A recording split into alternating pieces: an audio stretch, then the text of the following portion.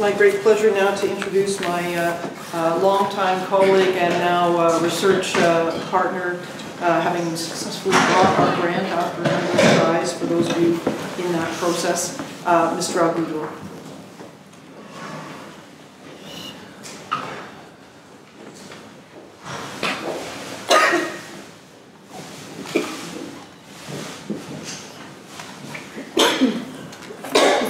So thank you, Margaret. And so my presentation today will be industrial property at the crossroads of paradigm, la propriété industrielle à la croisée des paradigmes.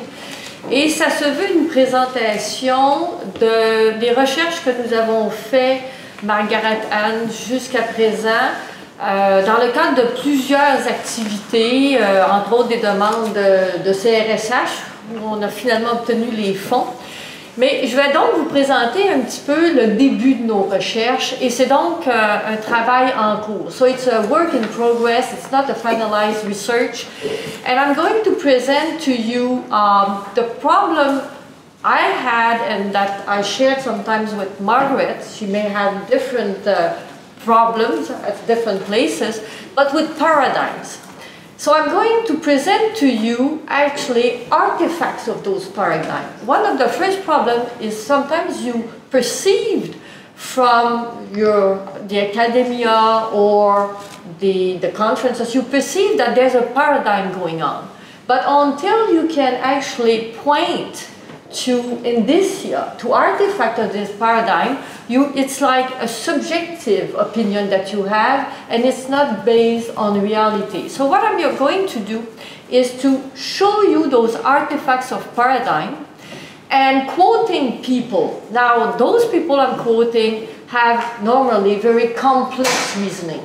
So what I'm going to show is really a point where I can say this person has expressed a side of this paradigm. Sometimes the article is actually criticizing the paradigm. So they do not always agree with what is going on. So this is the first thing I want really to make clear. And I'm going to show you artifacts of those paradigms. The innovation paradigm, the trade liberalization paradigm, the corporation proprietary paradigm, and the human rights paradigm. And they all, I believe, play a role in the development of intellectual property. There are other paradigms. And of course, you know, my presentation could go on showing more and more paradigms. I'm focusing on the ones that seem to be prevalent when I was doing my research.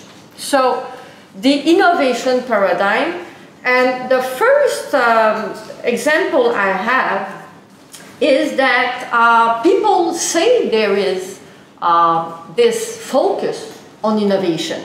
So this professor, who is actually an emeritus professor of Stanford, say it is taken as axiomatic that innovation activity is the single most important component of long economic growth.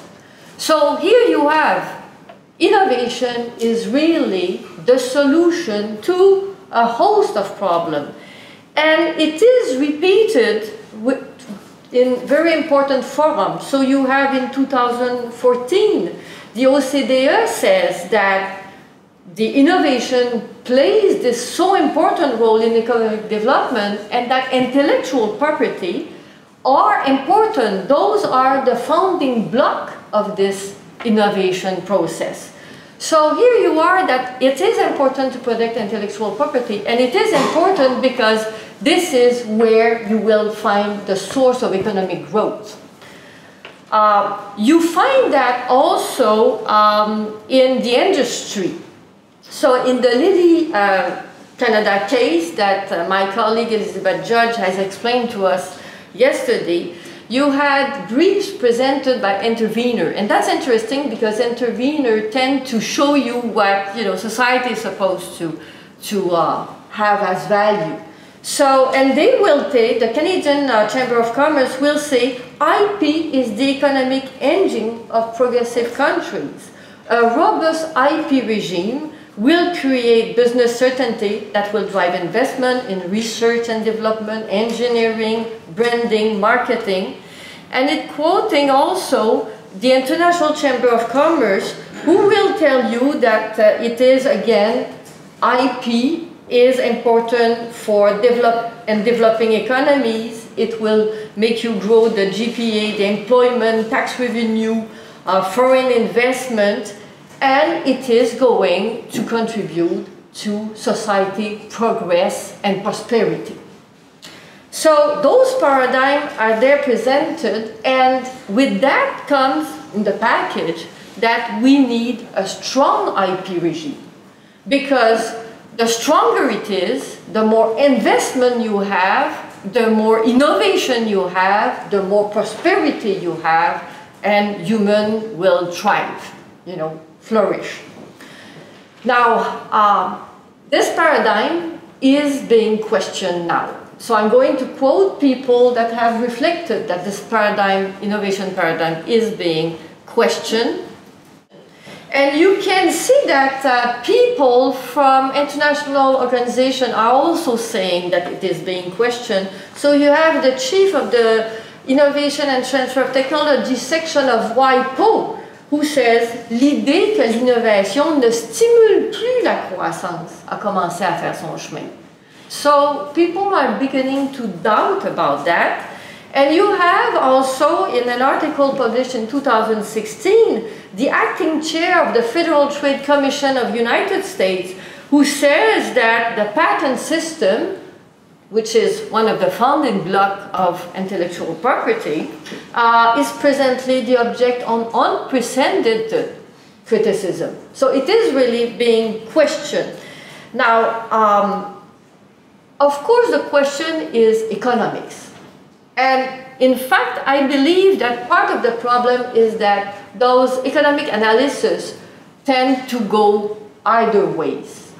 Yes, there is a correlation, innovation, and intellectual property. No, there's no correlation. And this author that I'm quoting will tell you that even though it is very appealing to make an equation, innovation and intellectual property, the scientific studies are not straightforward, and it's a question of debate. Maybe it is a question of debate because the relationship between innovation and prosperity is focused on certain groups.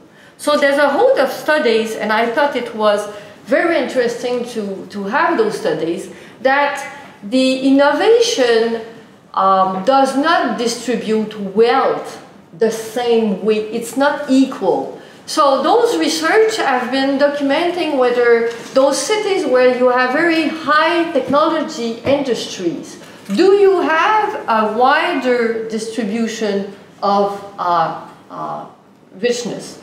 Do you have inequality between the people? And there is a correlation. Now, those authors will tell you correlation is not causation. It's not because you have a high-tech industry that automatically it causes your society to be unequal. There's a correlation, but we don't know why. It's not necessarily causation. But it brings, again, this innovation paradigm into question. Into question also because you have to ask yourself what kind of innovation we get now. So there's a lot of literature about the fact that there is innovation, but not real breakthrough innovation. So in French, on n'aurait plus de percée technologique, on aurait des technologies accessoires. And of course, the famous example is patented drug, where they will explain that in the last 60 years you had huge increases in patented drug, the quality, the successful of those patents. But from 1950, the number of breaking through innovation cut in half every 9 years. And they are telling you that it is now what they call the Irum's law, the contrary of the Moore's law, the Moore's law being that, you know, there was an exponential increase in innovation in those integrated circuits, and they call it the Moore's law. Now it's the Eroom's law, it's backward. Some other numbers, they would tell you that from 1988 to 2000, the FDA approved so many drugs. Out of them, only 35% were new active ingredient. The rest were just incremental innovation. And they call that the Me Too drug, so that we get now those drugs that imitate very innovative drugs, but they are just the same under a different package. Well, there again, authors do not all agree with that, because there are some people that will tell you that those incidental innovation are quite important. Pharmaceutical innovation are not just about new drugs, it's also about dosage changes, reformulation. Those are also very beneficial to human beings. So there's no, you know, it's just like a prejudice to say that we don't get those breakthrough innovation. So we get this paradigm that is being questioned, and this is one of the main paradigms that is presented to justify intellectual property, that we want innovation. Second paradigm will be the trade liberalization paradigm. So you know the history, United States and Europe were dissatisfied with negotiation within WIPO, so they moved from WIPO to WTO through a process. First they tried to GATT, and then they went into inclusion of intellectual property in those bilateral agreements, and then finally they brought it to the World Trade Organization. And in my view, what is important there is that intellectual property became a bargaining chip. It became a token that you could exchange. Generally, you would exchange that. The qui pro quo would be for concession regarding agricultural product or textile. And I have another author here that explains, you know, it was really the trade-off. So we will get what we want for agriculture and textile, and we will give you what you want on intellectual property. Well, this approach, for me, is problematic because it means that on the national level, you have unbalanced regime. Because whatever, and this author, those two authors, Dreyfus and Dinwoody, said, and it was quite early at the beginning of the WTO, they said, well, it means that you are upsetting those carefully legislative deal. Whatever happened in the country has a balanced negotiation disappear because now you have this international forum bringing down the solution. And also that TRIPS is always in favor of more intellectual property. So you can question a legislation that reduces the level of protection, but if the legislation gives more protection, then there's no challenge under TRIPS. So it's a not balanced proposal. They will tell you also that in international regime, those are asymmetrical regime. Because, and this author here is taking the example of traditional knowledge, and when in the international field we deal with other area, sometimes we end up with treaties that are drafted in very vague, open-ended language, compared to very, sometimes precise language. So you get very strict obligation associated with commercial sanction compared with treaties that are broadly drafted with no real economic sanction. So it's like an asymmetry in international law. You get also the cooperation paradigm, where corporation will tell you that intellectual capital is the most important asset of the corporation and of the largest and the most powerful corporation.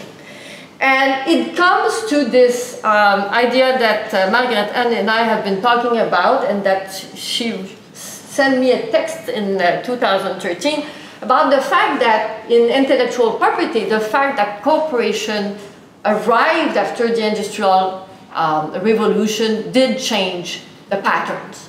Before that, you had the inventor and individual with the public, and there was this relationship, this inventor and the public represented by the state. Suddenly, mid-1850, you get those corporations that get knowledge, and those corporations, they are associated with, you know, a control of our decision. It's not the individual inventing that is at the table, it's the corporation now that is at the table. And David Weaver wrote in 1990 that the individual creator and inventor has been pushed to the side. Now it's the firm that tells you what is intellectual property. Intellectual property for those firms are sometimes, and like I'm saying, it's an artifact. Those authors may express other opinion in other texts, but they are sometimes considered to be strategic, and they are ammunition to increase the value of their business and to beat competition. So it's a paradigm of competition. Not at all a paradigm of collaboration that we have heard. My colleagues have talked about collaboration, networking. This is not the paradigm. The paradigm is a paradigm of competition where intellectual property is an asset.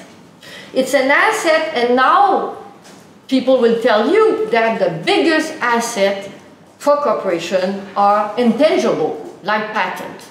So it's an asset, and it's an asset to get funding. So those corporations really see it as a way of getting funding.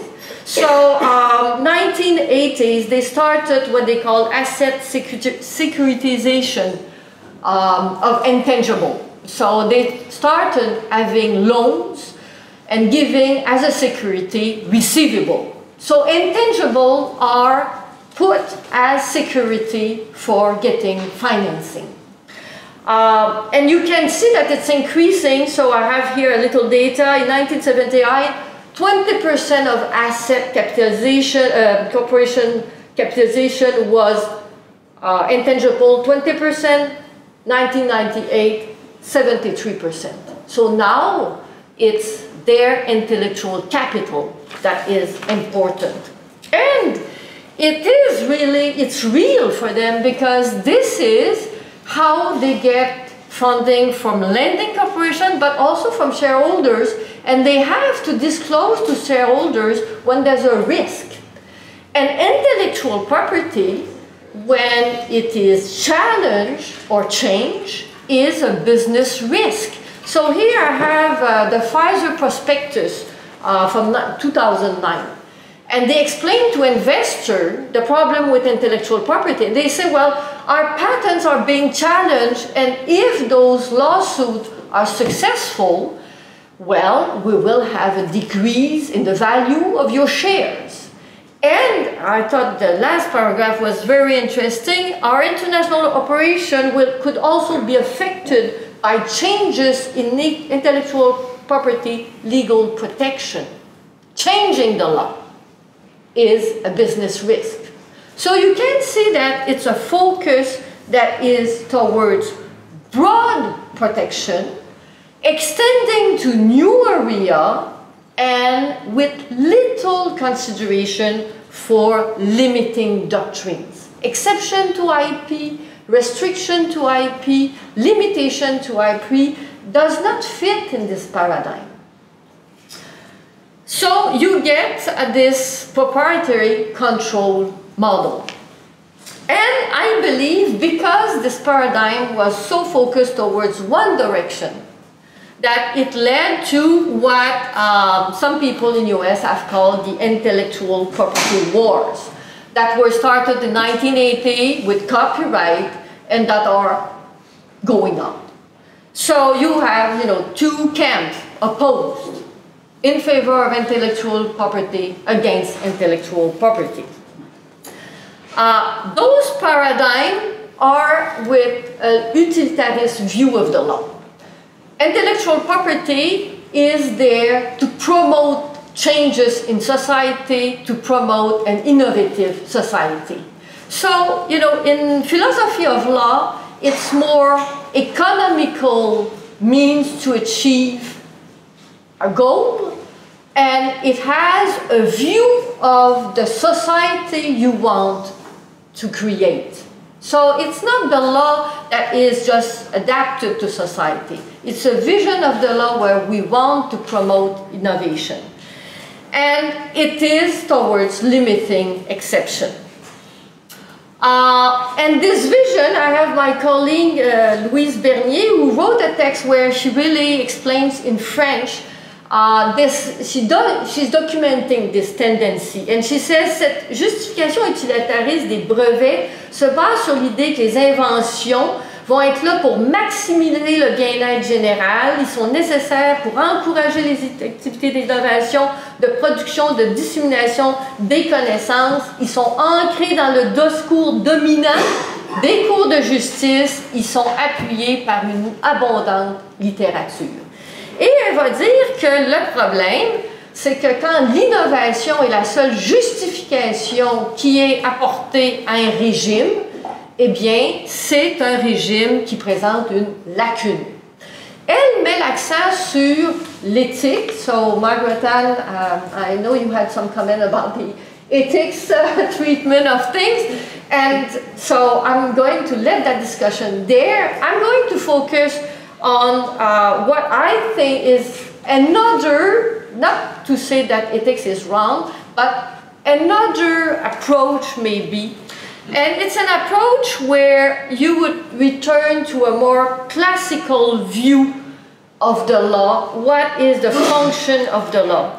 So in French, I'm quoting here Michel Villet, who says, en français, le droit ne poursuit pas l'utilité, le bien-être des hommes, leur sûreté, leur enrichissement, l'ordre, le progrès, la croissance.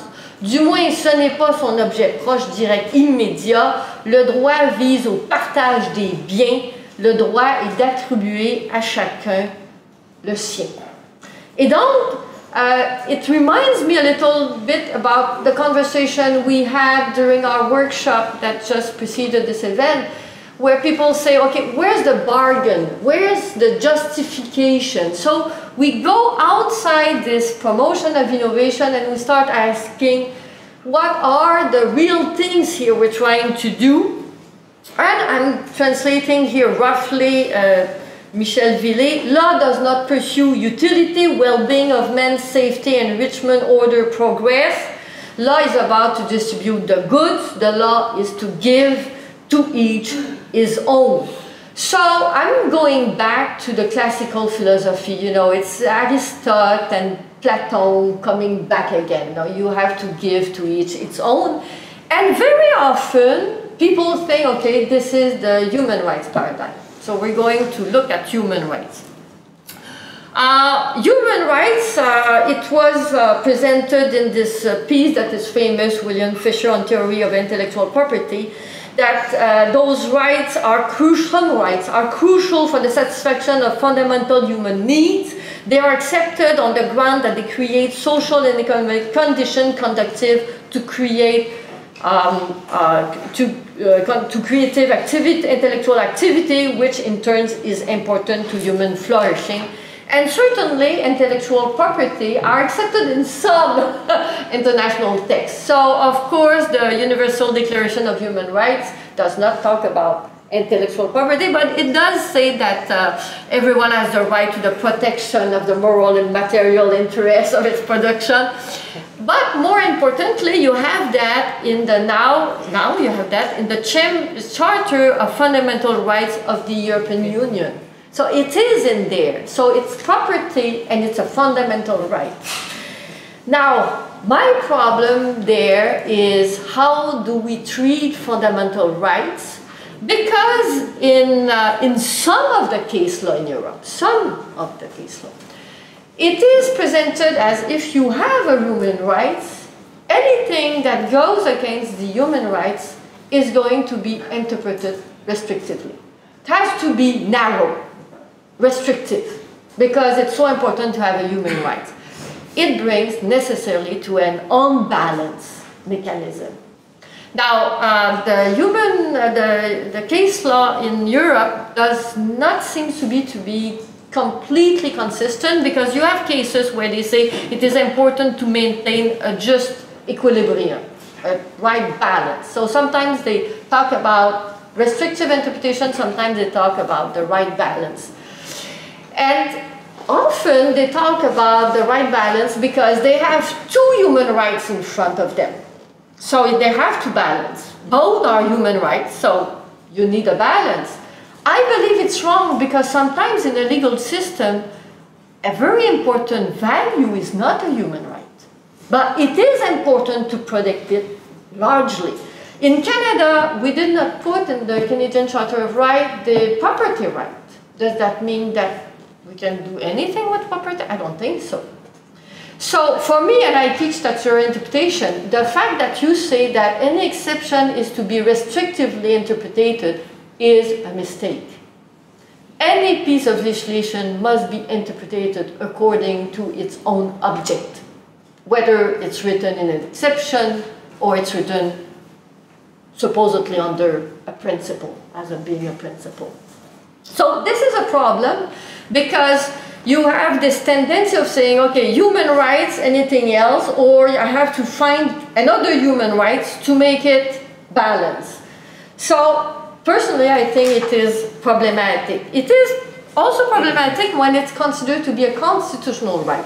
Now, in US, copyright and patent are constitutionally protected, and I'm not going to deal with that. I'm going to deal with the fact that sometimes in the United States, property right is protected.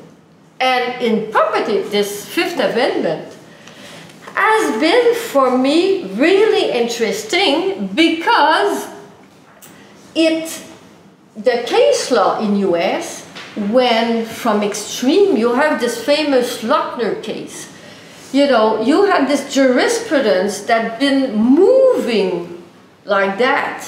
What is the proper balance between a proper protection of property and a legitimate regulation? And in US, it has been used, not necessarily now, but to say that you cannot regulate. So it's the powerless legislator, because he cannot regulate, because it's an indirect expropriation of property right. And this author says, you know, don't panic, it's not so confusing. But at the end he says, well, you know, anybody who has a property right will have, whatever formula they take, is going to have nuances, complexities, anomalies. It's going to be a troublesome jurisprudence. And my colleague also talked about the NAFTA chapter, where you have the same problematic. You know, what is, to those trade agreements, what is the proper protection of those property and or investment? Our research is not necessarily to focus on human rights, but to look for legal actions, for those places in the law where there was some coherence, and to see if you can use that for intellectual property. So I'm going to give you an example. It's something that I researched in 2008. I was explaining that in Canada, medical treatment is not patentable. And there are some authors that do not agree with me at all. They know, you probably know who they are. But for me, what is interesting is, at least when medical treatment is necessary to save somebody's life in the short term, should a doctor be doing what an entrepreneur does when he wants to use a patent? Is it economically viable? If I do this, am I avoiding the patent? What are the legal chances that I'm going to be sued or that I'm going to be condemned in damages?